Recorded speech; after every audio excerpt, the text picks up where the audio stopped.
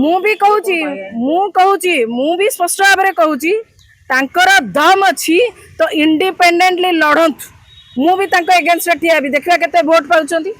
देखा केते वोट पाउछंती मूल कथा से नुहे मूल प्रसंग होउची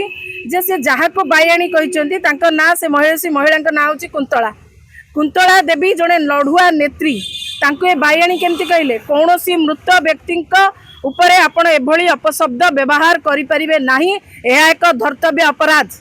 संविधान धारा 21 कहूँ आपणकर लिबर्टी अच्छी आपण स्वेच्छा